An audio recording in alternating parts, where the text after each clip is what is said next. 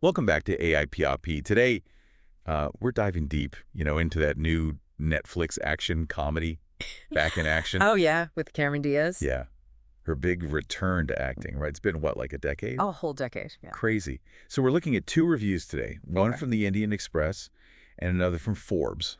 Okay. Should be interesting to see what they thought. And for everyone listening, we're going to break it all down, like whether the movie lives up to the hype, all that, Right. and what this comeback could mean for Diaz's future projects. Now, from the looks of it, neither review was like super positive. Mm. The Indian Express gave it a 1.5 out of 5, and Forbes mentions that dismal 24% score on Rotten Tomatoes. So what's going on? Well, both reviews definitely point to the movie being kind of mediocre. Okay. The Indian Express, though, they really don't hold back, calling it a disposable Netflix action comedy. They even said it felt like it was written by a disgruntled AI assistant. Ooh, disgruntled AI assistant. That's harsh. What specifically makes them say that? Like, did they give any examples? They criticized the plot for being predictable, the action sequences for being unoriginal, and the humor for just falling flat. So basically they're saying it's relying on like those same old tired tropes. Exactly. It doesn't seem like Back in Action really tried to do anything new or, push any That boundaries. It's like ordering the same dish at your favorite takeout place every time. Yeah, It's comforting, maybe even satisfying in the moment, right. but it doesn't exactly leave you wanting more. Now, if you're enjoying this analysis of Back in Action so far, make sure you hit that like button and subscribe to AIPRP for more deep dives into the world of movies and pop culture. It does make you think, though, is this kind of approach becoming the norm, especially for streaming services? Are we sacrificing originality just to churn out more and more content? That's a great point. So the classic quantity versus quality debate. Hmm. Now, before we get too sidetracked, let's get back to Cameron Diaz. Forbes talks a bit about her reasons for stepping away from acting, mentioning her focus on family life. Can you tell us more about that? Sure. It seems like Diaz really enjoyed taking a break from the spotlight and focusing on being a wife and a mother. Yeah. There's actually a quote from her in the Forbes article where she talks about finding fulfillment in that part of her life. That makes total sense. Family is a powerful motivator. But what made her decide to return to acting after all this time? Was it a specific project or something else? It sounds like it was a combination of things. The Forbes article suggests that she missed the creative process and the connection with audiences. Hmm.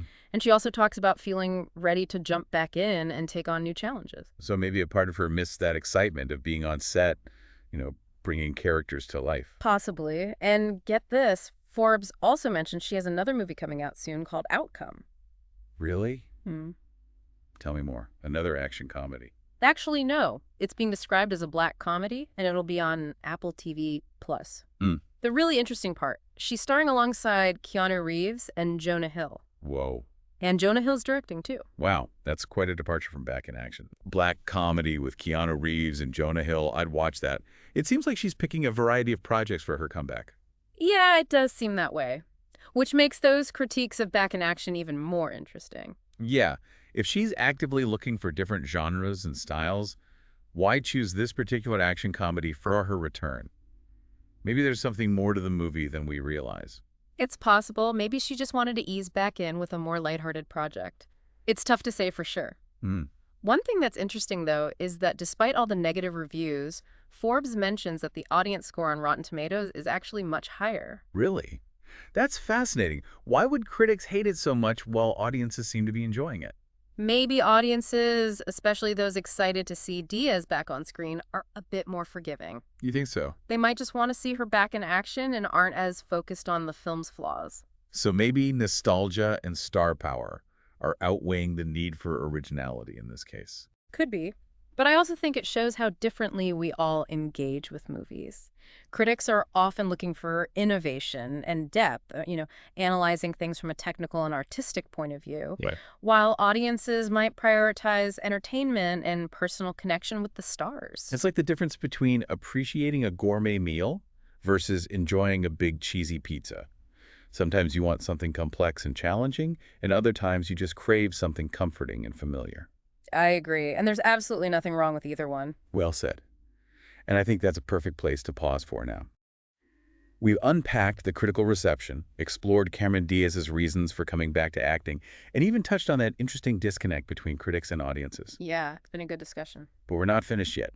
In part 2, we'll dive deeper into those specific critiques, looking at the comparisons to other action films and trying to understand why this movie seems to resonate with viewers despite its flaws. Stay tuned. Can't wait. Okay, so where were we? Oh yeah, picking apart those critiques. The Indian Express. You know, they said Back in Action felt like a rehash of other action movies. They even specifically mentioned The Gray Man and Red Notice. Oh, right. Those huge Netflix blockbusters. Yeah. I think that comparison really highlights what they felt was missing. Okay, so like, it's falling into that trap of being just another generic action comedy on a streaming service. Right. But what makes those movies, and apparently Back in Action, so generic? Like, can you break that down a bit? Well, think about what you usually see in those types of films. Over-the-top action sequences, exotic locations, explosions everywhere. Yeah. You've got your witty banter, the whole buddy cop dynamic. Yeah. And the plots are usually pretty predictable with twists and turns you see coming a mile away. Okay, I'm seeing the pattern here. Yeah. It's like they're all following the same formula, just plugging in different actors and locations. But is that really such a bad thing? I mean, if it ain't broke, don't fix it, right? Well, for some viewers, that formula might be exactly what they're looking for, you know, that comfort and familiarity. Right. But for others, it can feel stale and uninspired, like listening to a song you've heard 1,000 times before. It's not necessarily bad, but it doesn't really excite you anymore. So it comes down to managing expectations then. If you go into Back in Action expecting something groundbreaking and innovative, you'll probably be disappointed. Exact. But if you're just looking for a fun, easy watch, it might hit the spot. Right, and I think that's where the difference between critics and audiences becomes really clear. Critics are looking for films that push boundaries, that surprise them, that challenge them. Yeah. While audiences might just want to be entertained and, you know, connect with the stars, enjoy the ride. It's like the difference between a fancy Michelin-starred restaurant and your favorite diner. Both can be great experiences. It just depends what you're in the mood for. Absolutely. And remember, there's no right or wrong answer here. It's all personal preference. Right. Oh, and speaking of those critiques, let's go back to that AI-generated script comment from the Indian Express. They actually gave a specific example to back it up. Oh, yeah. They said there was a scene that was practically identical to one in another movie, right? Exactly. They said a scene in Back in Action is basically a carbon copy of One in the Family Plan, another action comedy, this one with Mark Wahlberg. Well, really, like almost shot for shot.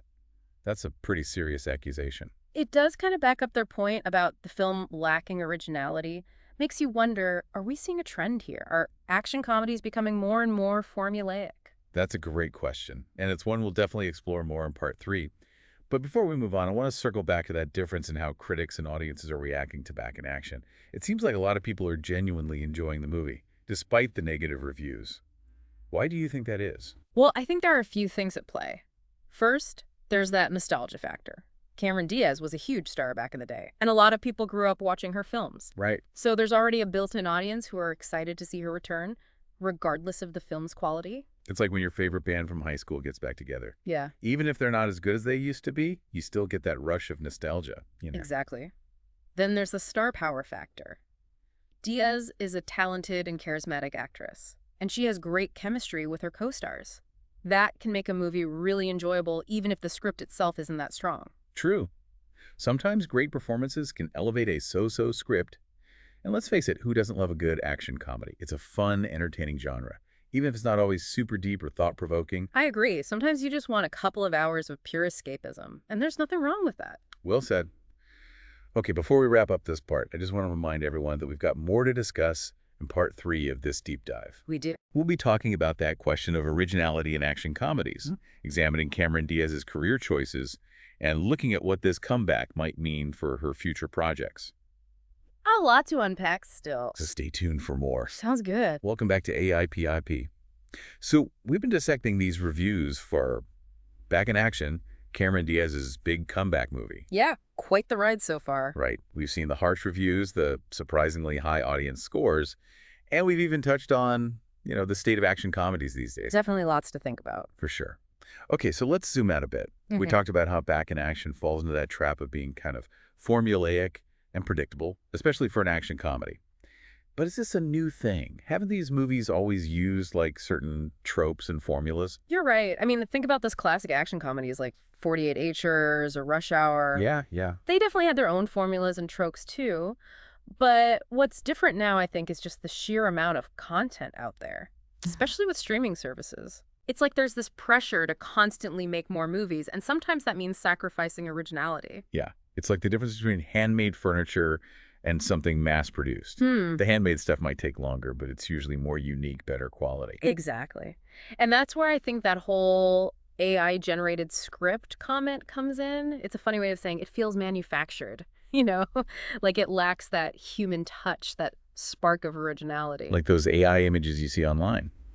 Technically impressive, but they just don't have that something special that makes art really captivating. Right. So where does this leave action comedies? Are we stuck with an endless stream of cookie-cutter movies?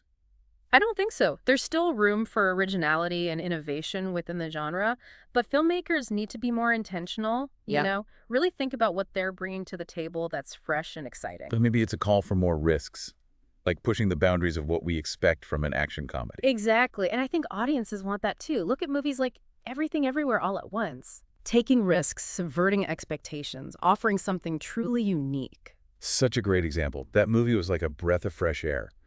Funny, action-packed, and totally original. Right. Okay, let's switch gears for a second and get back to Cameron Diaz. We talked about her reasons for returning to acting, but I'm curious about her choosing back in action for her comeback. Was it the wrong move? Or is there something we're missing here? It's tough to say. You could argue that a more critically acclaimed or groundbreaking film would made a bigger impact. Yeah. But maybe she just wanted to have fun. Yeah, you know, ease back in with something lighthearted. There's nothing wrong with that. Right? Not every comeback needs to be like an Oscar-worthy performance. Sometimes it's about enjoying the process and reconnecting with the audience. And who knows, maybe this will lead to more interesting roles for her in the future. Exactly. It's not always about the destination, it's about the journey. Love that. And speaking of journeys, it looks like we've reached the end of ours. Time flies when you're having fun, right? It really does. We've explored the good, the bad, and even the AI-generated sides of Back in Action, and I think we've learned a lot along the way. For sure. So, to everyone listening, what are your thoughts? Did this deep dive change your perspective on the movie? On Cameron Diaz's comeback? Or on action comedies in general? Tell us in the comments. And while you're there, don't forget to like this episode and subscribe to AIPLP for more deep dives into the world of movies and pop culture. We love unpacking these trends and sparking those thought-provoking conversations. Thanks for joining us, everyone. Until next time, happy watching.